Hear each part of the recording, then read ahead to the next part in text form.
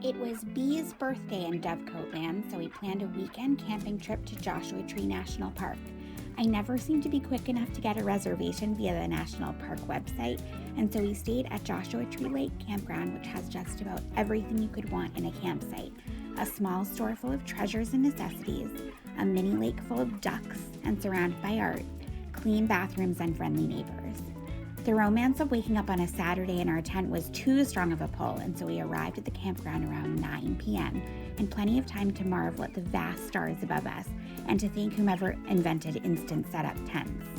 Doves are always a sign of good luck for me, and we woke up to a chorus of them cooing.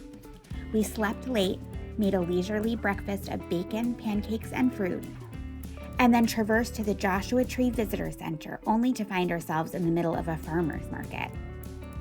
A set of National Park Jenga, a passport stamp, and a delicious taco lunch later, and we headed into the park to Hidden Valley at the ranger's suggestion.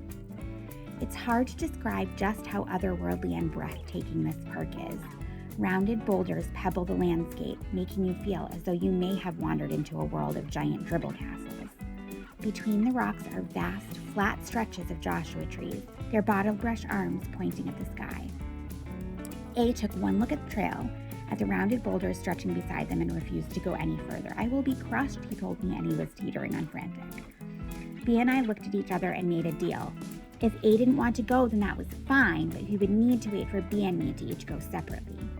And so A made patterns and letos and domino strings out of National Park Jenga at the picnic tables, and climbed the small rocks near the trailhead, and was a very patient kiddo while he waited for the grown-ups to enjoy their hike.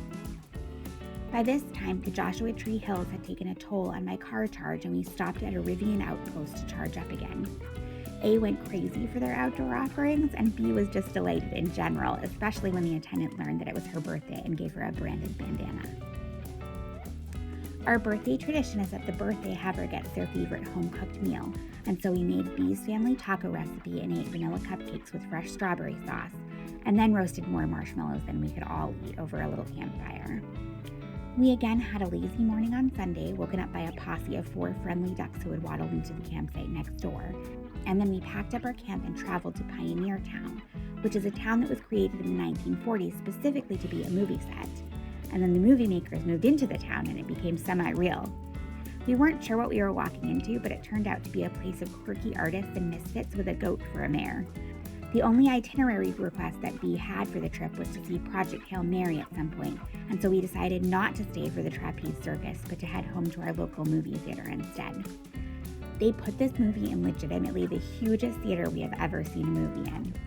A lasted about an hour, but then felt like he couldn't sit still anymore, and so he and I waited in the lobby and did a highlights magazine until the movie let out, and we all went home together.